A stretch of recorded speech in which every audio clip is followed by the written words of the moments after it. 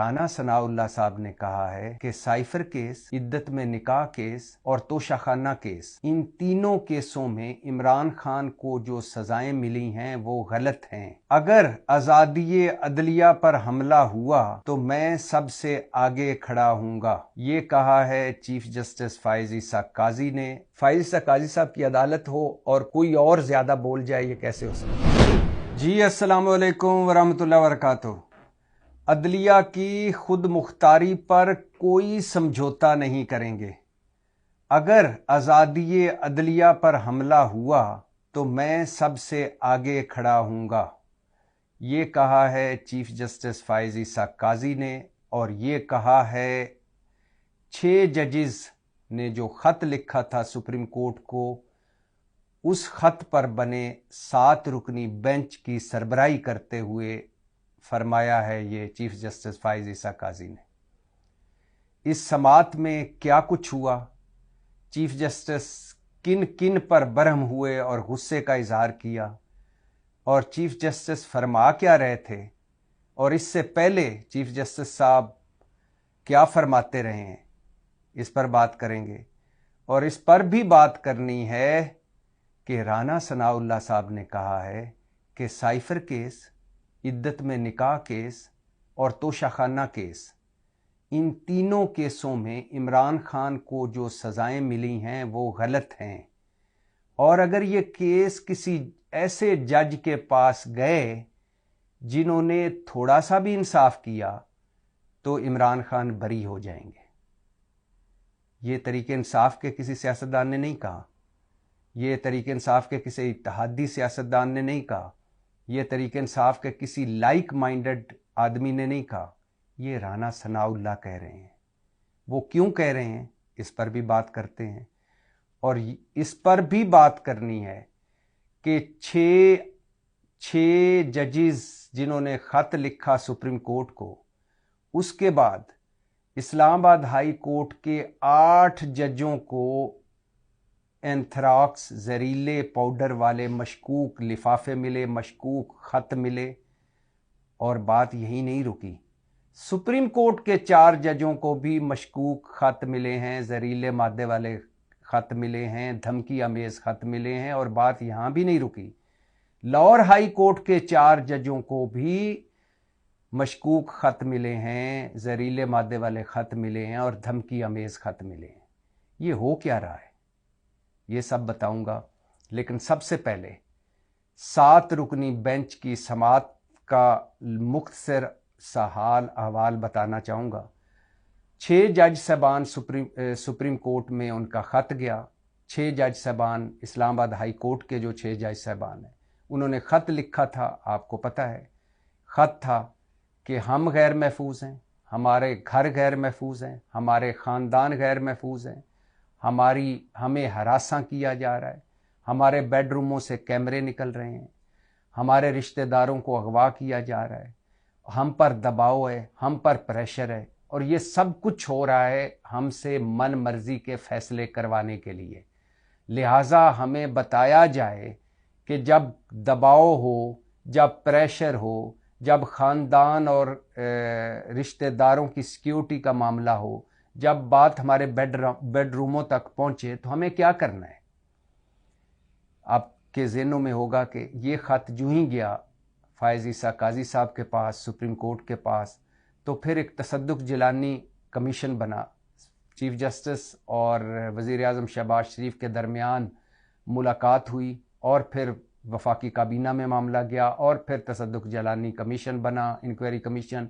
और फिर तसद्दुक़ जिलानी साहब ने कमीशन पर इजहार मुसर्रत भी किया कि पार्लियामेंट और सुप्रीम कोर्ट का मुझ पर एतमाद, मैं खुश हूँ, 60 दिन में इसकी इंक्वायरी करूँगा, ईद के बाद प्रोसीडिंग शुरू होंगी।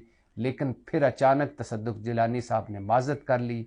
फिर उसके बाद चीफ जस्टिस फाइज ईसा काजी साहब ने इस पर आज खुद नोटिस लिया, और आज इसकी पहली समात थी। ये भी बताता चलूँ कि अब अगली समात 29 अप्रैल को रखी गई है।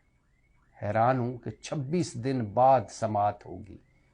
इतना लंबा गैप, इतने अहम मामले का, इतने संगीन मामले का, इतने खौफनाक मामले का, अदलिया के हवाले से जिसने अदलिया की जड़ें हिला कर रख दी हैं, جس نے تھرتھلی مچا کر رکھ دی ہے ملک میں، اگر کسی مہذب معاشرے میں، آئین اور قانون کی حکمرانی والے معاشرے میں، اگر کسی جمہوری معاشرے میں، اگر کسی اخلاقیات، اصول اور منطق والے معاشرے میں کسی ہائی کورٹ کے 6 جج سپریم کورٹ کو یہ خط لکھتے تو اب تک حکومت مستعفی ہو کر گھر جا چکی ہوتی، کئی لوگ استعفے دے چکے ہوتے، اور عدلیہ دن رات یہ خط پر سماعتیں کر رہی ہوتی۔ لیکن فائز عیسیٰ قاضی صاحب نے آج کی سماعت کی، 7 رکنی بینچ نے آج کی سماعت کی، فل کورٹ بنانے کا اشارہ دیا کہ اس پر فل کورٹ بھی بن سکتا ہے اور اس کو روزانہ کی بنیاد پر دیکھیں گے، لیکن 29 اپریل کے بعد، مطلب 26 دنوں کے بعد۔ سبحان اللہ بھائی۔ اب آ جائیے سماعت پر۔ سماعت پر چیف جسٹس صاحب فرما رہے تھے کہ عدلیہ پر حملہ ہوگا تو میں سب سے آگے کھڑا ہوں گا۔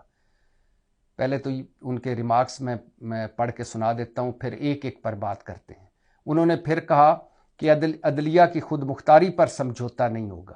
انہوں نے کہا کہ جس دن مجھے 6 ججز نے خط لکھا اور مجھے ملا خط، 2 فل کورٹ اجلاس بلائے، اسی شام کو میں نے افطاری کے بعد ان 6 ججز کو گھر بلایا، 2.5 گھنٹے ان کی بات سنی، اور چیف جسٹس صاحب نے فرمایا کہ ان ججز نے مجھ پر اعتماد کیا تھا کہ آپ جو کچھ کرنا چاہتے ہیں کریں۔ اب پہلی بات ہے کہ انہوں نے چیف جسٹس صاحب نے فرمایا کہ عدلیہ پر حملہ ہوگا تو میں سب سے آگے کھڑا ہوں گا۔ چیف جسٹس صاحب آپ نے صحیح فرمایا، بالکل صحیح فرمایا۔ ابھی کچھ مہینے پہلے کی بات ہے، بلکہ پی ڈی ایم حکومت کی بات ہے، جب شہباز حکومت تھی، تب الیکشن سے بھاگا جا رہا تھا، آئین توڑا جا رہا تھا، سپریم کورٹ کو تقسیم کیا جا رہا تھا، عدلیہ پر حملے کیے جا رہے تھے، ججز کے خلاف باقاعدہ ایک منظم گھٹیا لیول کی مہم چل رہی تھی، ججز پر سیاسی جلسوں میں، سرونگ ججز پر سیاسی جلسوں میں حملے کیے جا رہے تھے تصویریں لگا لگا کر، اور ججز کی آڈیوز چلائی جا رہی تھی، وزیر اپنی پریس کانفرنسوں میں آڈیو چلاتے تھے بنا فرانزک کیے، بنا تحقیق کیے، بنا تصدیق کیے۔ اس وقت فائز عیسیٰ قاضی صاحب آپ پی ڈی ایم کی ادھوری اور جعلی اسمبلی میں حکومتی بینچوں پر زرداری صاحب اور اسحاق ڈار صاحب کے درمیان بیٹھے عدلیہ مخالف تقریریں سن رہے تھے، عدلیہ پر حملہ آوروں کی تقریریں سن رہے تھے، اور واقعی لگ رہا تھا کہ آپ عدلیہ پر حملہ کرنے جب ہو رہا تھا تو آپ سب سے آگے تھے۔ اس وقت فائز عیسیٰ قاضی صاحب آپ کا عدلیہ کے تحفظ کے لیے آنا بنتا تھا۔ اس وقت آپ کا یہ کہنا بنتا تھا کہ عدلیہ کیا غلط کہہ رہی ہے، سپریم کورٹ کیا غلط کہہ رہی ہے، کیوں اس کے فیصلے ردی کی ٹوکری میں پھینک رہے ہو، کیوں چیف جسٹس کو دھمکیاں دے رہے ہو، کیوں سپریم کورٹ کے آگے جلسے کر کے سپریم کورٹ کو دھمکا رہے ہو۔ سپریم کورٹ یہی تو کہہ رہی ہے کہ 90 دن کے اندر انتخابات کرواؤ، کیوں پارلیمنٹ کو سپریم کورٹ سے لڑا رہے ہو۔ اس وقت فائز عیسیٰ قاضی صاحب آپ ایک سائیڈ پہ بیٹھے رہے، اس وقت آپ اور آپ کے ہم خیال جج کچھ نہ بولے۔